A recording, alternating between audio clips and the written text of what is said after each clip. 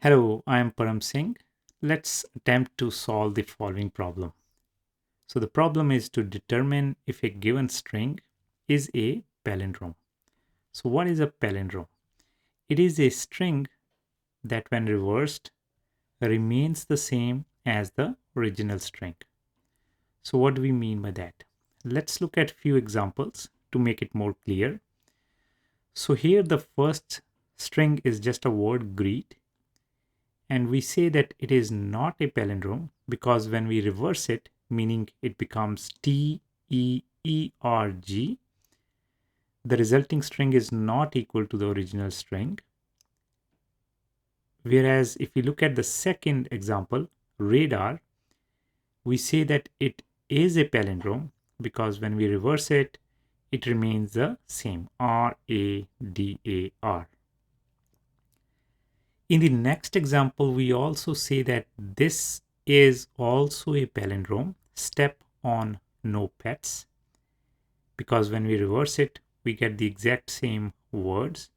But also note that with this example being a palindrome, it suggests that the case of the characters don't matter, because here we have a capital case S, whereas when we reverse it, the first character will become lowercase.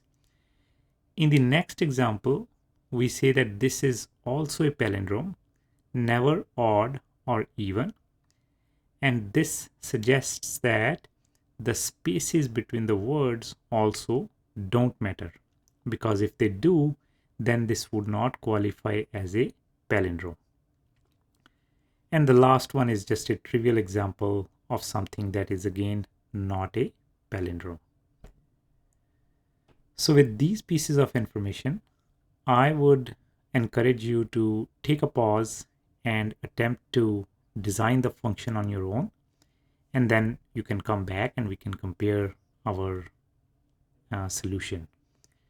But before we do that, I want to highlight two key aspects of problem solving which will apply to any problem in general. The first is that in your very first encounter to a new problem, you probably will not have all the information that you need.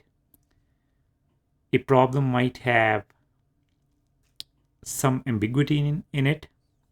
It may be ill-formed, or some data may not be provided to you. In this particular case, some of the definition we were able to tease out from the example cases, which was not really specified in the original problem, that you can ignore the case as well as the spaces.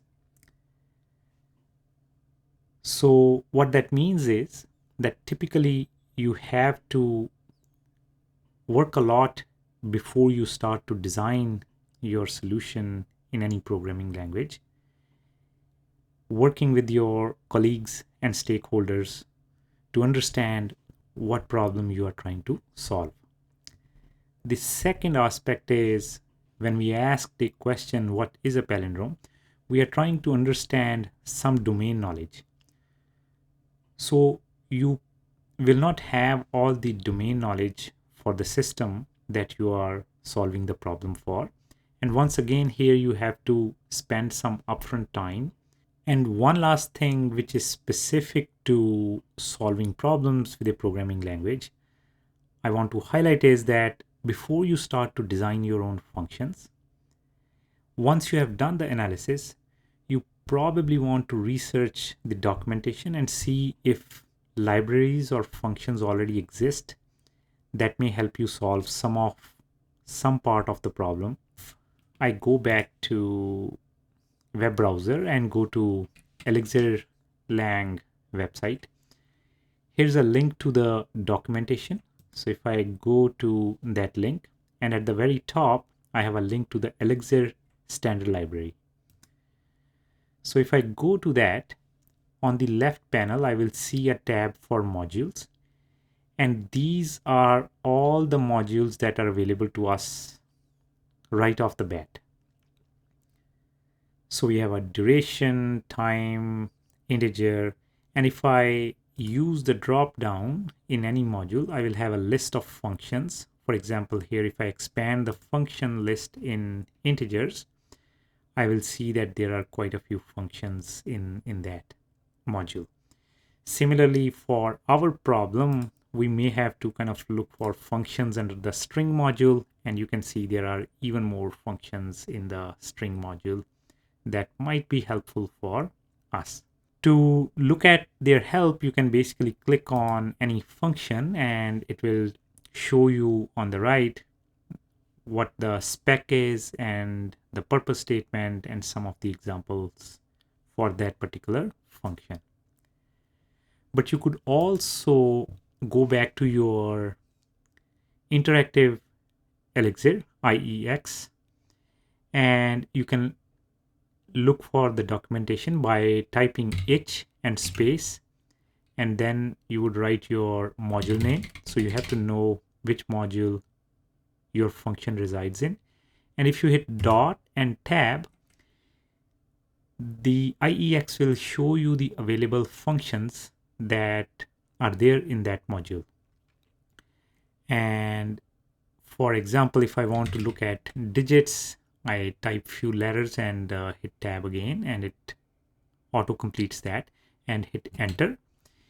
It will show me the signature of the digits function, just like we have been building. So I can quickly understand that it takes an integer and positive integer, and it produces a list of integers. So we have not gone into the list syntax yet, but that's what it is producing. And there are a few examples. So this is a nice way to quickly access the help for any function that is available in any module inside Elixir. So with this background information, I will let you explore the design on your own. And when you have made an attempt, uh, you can come back and visit my solution, review it, and compare and learn from that as well. See you in a bit. Okay, I hope you had a chance to attempt designing the function for this problem yourself. But here is my analysis. So we start with the string, and before we reverse it, we know that we have to change the case so that the comparison becomes case independent. So the first function that we want to either write or look for is to convert the string to lowercase. And then similarly, since the spaces do not matter, we have to remove the white space from the string. And after that, we will reverse that string and we'll compare that result for equality with the string for which we have removed the white space and converted it to lowercase. So I think two things can be gathered from this data flow diagram. One is that it indicates that we could use pipe operator and multiple function transformations, as we have studied in the past videos, to accomplish our task, because we are feeding the original data to different functions, transforming the data in different ways, and then eventually comparing it. But also note that somewhere in the middle of the pipeline, we have a branch and we want to use the output of the remove white space in two different functions. What that suggests is that creating a single pipeline would be insufficient for our solution, because once we have the string reversed here in a single pipeline, the input data would otherwise be lost. So we would not have the string at this point with which we need to make a comparison with. Since we have studied how to create identifiers and bind values to those identifiers, I think we have to create an identifier and bind the value of the result that comes out from this function, and we'll take that binding and we'll use that in reverse function and also in the equal function. So with this part of the analysis, let's go back and look at our design. We have not implemented the is palindrome yet, but let's look at few of the pieces of it. So the first one is the signature, which is the at spec, and we are saying the function name is underscore palindrome question mark. Since Elixir allows question mark at the end of the function name, it is very useful to have a readable function name. In this case, any function that produces a Boolean value, if ends with a question mark, becomes easier to interpret, and it takes a string and produces a Boolean value. So we have a purpose statement, produce true if a given string is a palindrome and false otherwise. And the stub is, it takes string as a parameter, and we are producing some simple value of the type that is expected as an output type from the signature. So we just write in false here.